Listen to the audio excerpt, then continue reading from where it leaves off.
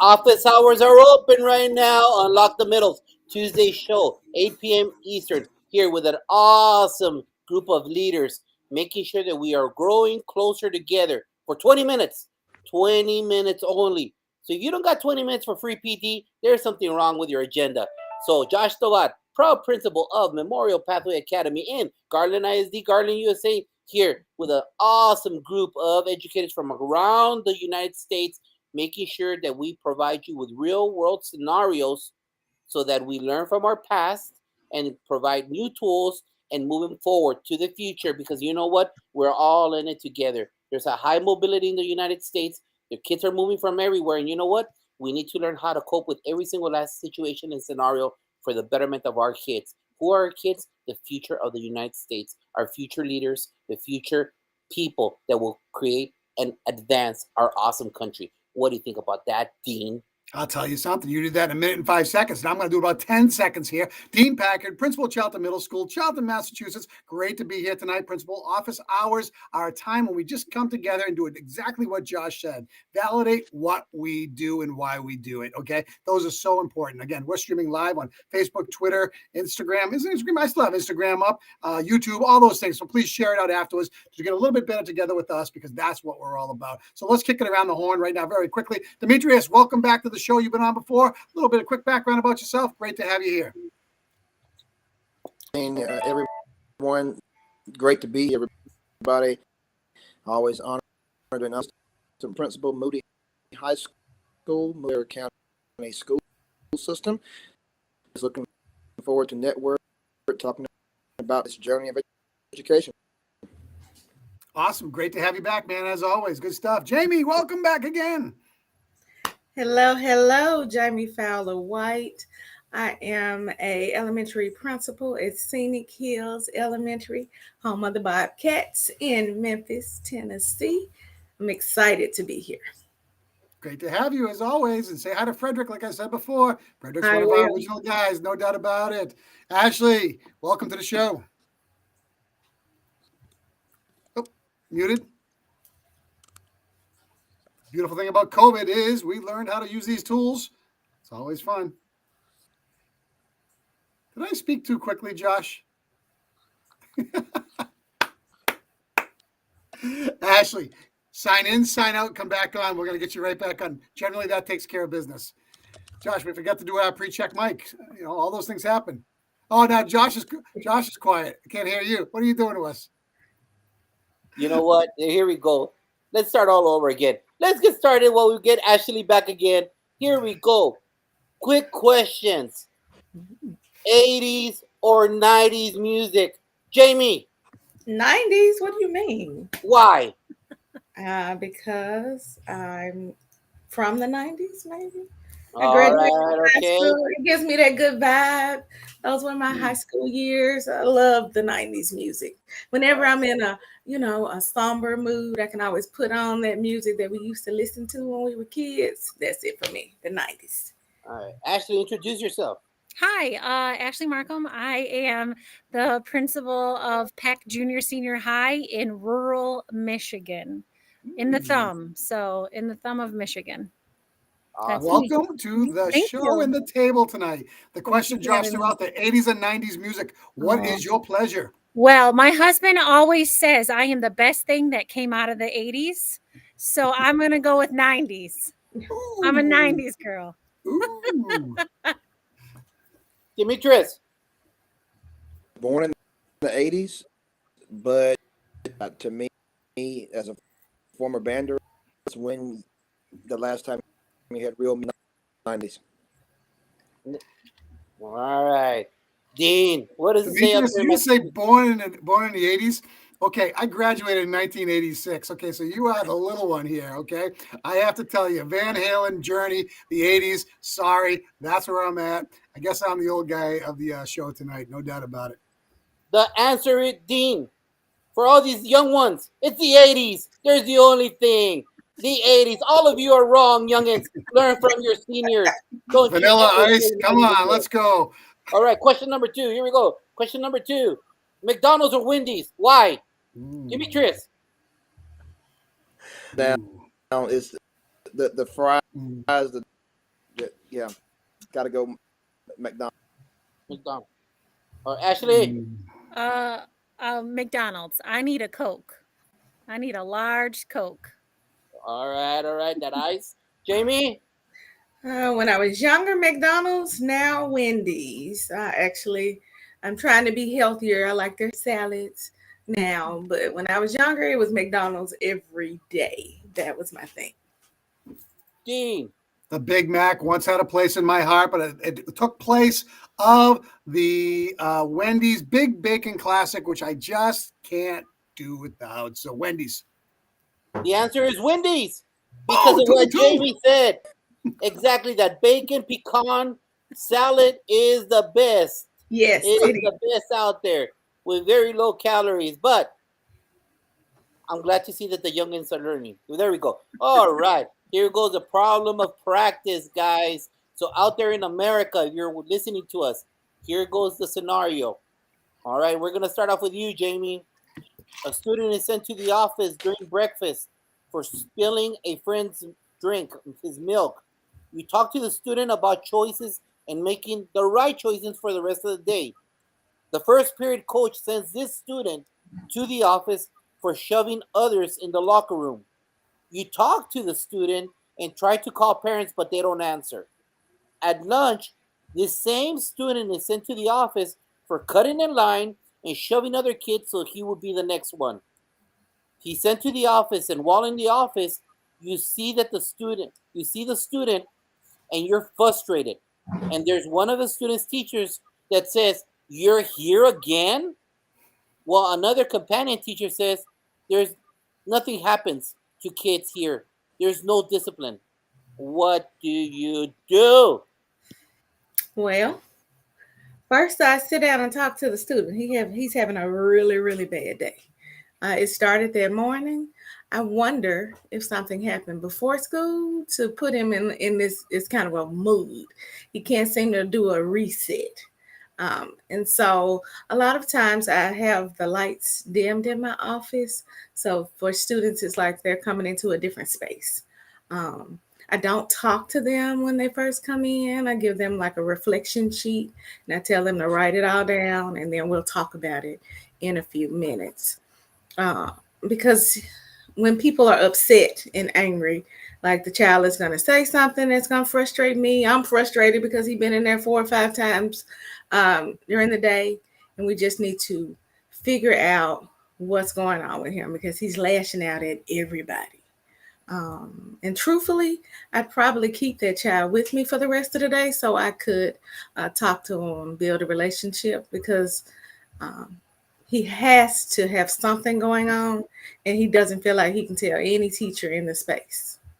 And so that's what I would do because he doesn't seem to. He's gone to all those different spaces and no teacher has been able to get him to turn his behavior around. So something else is going on with that student. Ashley, I'm going to say, well, because I'm the principal of a junior senior high, it might look a little bit different for our older kids. So, well, we do struggle in junior high with keeping our bodies to ourselves, and we like to play around and horseplay and that sort of thing. Especially the gentlemen. They really enjoy that.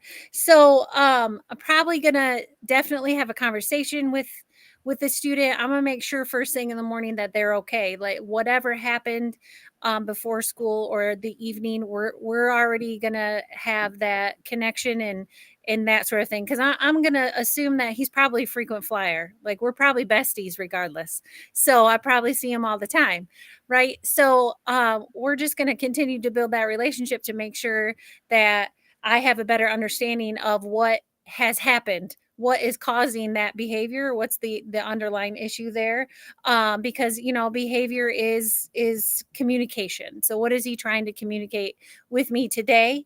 And then I'm going to let my staff know. I'm probably going to let my teachers know, like, hey, this happened this morning. I think we might be struggling, so maybe if you could give a little extra care to that student, just to make sure that those teachers are also making those connections. I will say at some point probably going to have to go with some form of discipline with regard to keeping my hands to myself, just because it's just a safety issue. It's a safety concern. And kids really shouldn't be, shoving kids around, right? But I'm not talking any sort of major discipline, maybe a lunch detention or something to that effect, to grab his attention and hopefully help with that impulsivity to make him think before he reacts. Thank you. Dean, what would the Bears do? I'm going to peel it backwards a little bit, because first and foremost, I love when educators come to me and tell me how to do my job as an administrator, because at the end of the day, they're hired to teach. And we get that teaching is a very difficult job today. There's no doubt about it. Anybody listening out there, we understand that. But when kids come to the main office to talk to the principal, assistant principal, or support staff, that becomes our job. And we have to understand the psyche of kids. And if you don't understand, you don't break a kid down because they did something wrong. You got to find the reason, the antecedent for why it happened and what was going on. That's hard. Teaching content is difficult in itself. Totally get that. Helping kids grow up is a 24/7 job, and every administrator knows that. The very last thing I want to do ever is embarrass a kid for a decision that they made, because guess what? We've lost at that point in time. We've lost trust. We've lost relationships. So again, I'm pushing the teacher back to do what he or she does best, which is teach content and really cultivate relationships. Now, from the administrative level, we don't get a hold of the parents. The bottom line is this: our job at the time we have with those kids are precious. We have to make sure that we are using that time correctly. I normally start off with a conversation. I ask them to tell me what happened from their perspective, why they think that it happened, and more importantly, the effect on others that happened as a result of their decision. Once we cross that bridge, I'll use anything I can to connect in where they are. Sometimes I'll use some colorful language. Sometimes I will find ways to enter into their world. I'll always call a parent afterwards and say, I found the way in. Okay. But if they don't leave your office with an understanding of respect for themselves and others, then we've had a missed service for an opportunity with a child. And generally speaking, those type of kids come back over and over again. So I want them leaving knowing that I'm in their corner, that I'll support everything about them, but I will hold them accountable to every level that I have to make them a better person each day. And every morning in our morning announcements, one of the things I said, how can you be a little better today than you were yesterday? Think about that. Pump the brakes, think about others, have empathy, have compassion and understanding. But you're saying that to middle school kids sometimes, that's so hard because they're in the moment. And that's why we have to be cognizant of the fact that they need time to process, and then they have to really put the puzzle pieces together themselves to understand the effects of what their decision was. Demetrius, Scott. This is a tough fact to follow with all three. Going back to the relation, and probably a student, I think like Ashley said, we're going to be best about not only with the student, also relationship with the parents, and when they see the number on the card, possibly what's going on, but them if possible is good. High school level, it's versus elementary and junior high. Second show of just with me, school discipline, I would probably assess attention, whatever that is, escalate that situation, key in on that relationship. Kids all the time think about the repercussions. So really going into that, really thinking about what we're doing with this, the relationship piece. Okay, always the relationship piece. The only thing that I would add from what all of you have said, and I understand, having worn the three hats, elementary to high school, is that I would always incorporate our counselors as part of an ongoing process to end the recidivism.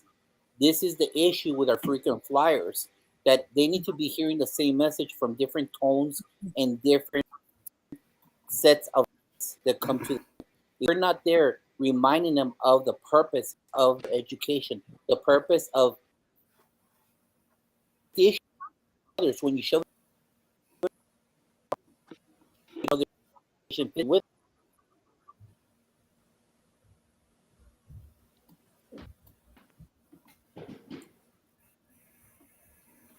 Is that Josh freezing up on us? Wow, Josh, that's never happened before either. We're gonna have to work through that. So I love the idea that Josh said bring in student support group, because we do that all the time too. And I think one of the things we may have missed here, which I think is good to kind of unpack a little bit, what do we do after the fact? Think about that for a second. After the fact, a child has come to us, has been disciplined. We're very good at taking care of business in the moment, but what do we do collectively as a student support team and an administrative team to ensure that same decision is not made again later? And let's just kind of go around the horn very quickly with that. Jami, talk about that. We'll talk about relationships and how important those are, but how do we make sure that doesn't happen again for the best of our ability? Well, at my school, we have a 10-step discipline process where our guidance counselor is smack dab in the middle.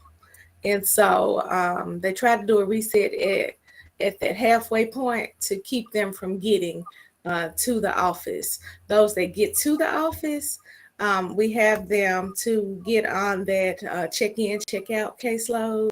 My counselor has a group of girls and group of boys, the frequent flyers, that she meets with every week to get them to talk about how they feel about themselves, decision making, just to build up like those strategies. If that doesn't work, you can always get your social worker or like an outside resource from the district to come in, just so that someone has some checkpoints with that child. And if that doesn't work, you can always, I have some students that I frequently check in with myself throughout the day, just so we can try to figure out those triggers that you were talking about, because we have to, otherwise they will continue to come to us continuously. I love you say that, because now that's at the elementary level, correct? Mm-hmm, All right. So you're talking kindergarten through what grade? Kindergarten through 5th. All right. So magically, let's go to 10-year-olds to 16-year-olds, because the trajectory is a little different, when we have that conversation. But I love with the littles that you bring them back in and you really come back and walk through that process. So Ashley, talk about it from, again, my lens is 5 to 8. Your lens is from 6th grade to 12. 6 to 12. Yeah, talk about how you get out and prevent that from happening again. Sure. I also have a unique situation too, because my district's so small. We only have 200 kids, 612. So, and I also don't have a lot of resource. I don't have a lot of bodies, a lot of adult bodies. So that would probably fall on me as the administrator to make sure that I am checking in with that student in the morning for a certain period of time, just to make sure that they're having a good morning, that if anything happened, just a quick check-in, just to make sure that I can head off any sort of behaviors before they happen. So that's probably what I would do. I might also set them up with like their first hour teacher to have that check-in as well, just to make sure the transition from first hour to second hour was successful and that sort of thing. So for me, it would probably be a check-in with me and just making sure that I'm continuing to build that relationship with that student. The check-ins, I love those. They're easy, they're simple, and you get a barometer on the temperature of a child and where they're at. Great and stuff. And when they trust you, they will talk to you. So you can learn a lot.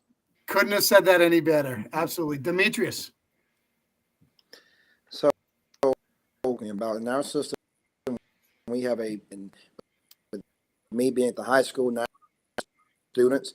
So it looks a little think that by the student that they would T or the MTS, and really it's the same thing, but we're doing, I think those big triggers of and discipline.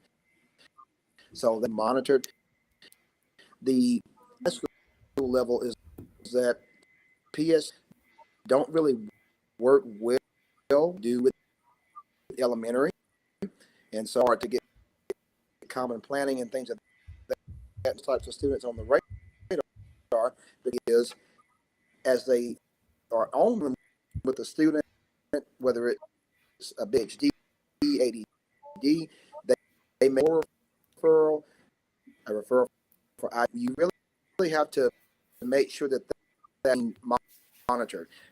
Now for us, some people in our state still use our big go-to issues or detention school, out of school.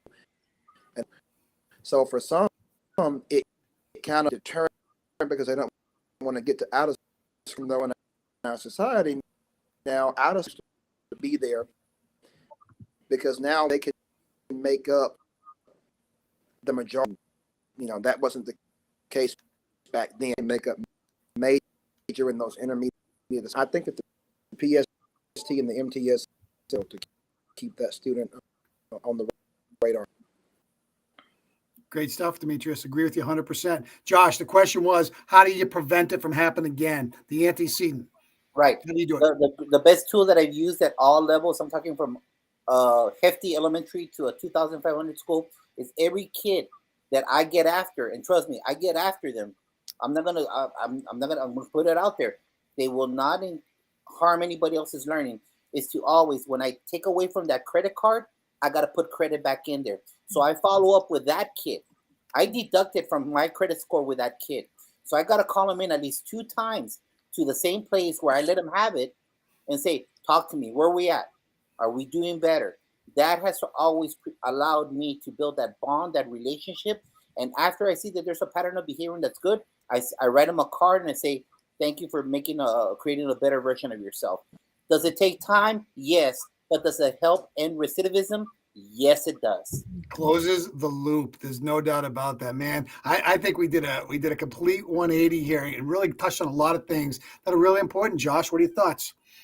I think that we did a great job today for this office hours. And you know what, Dean?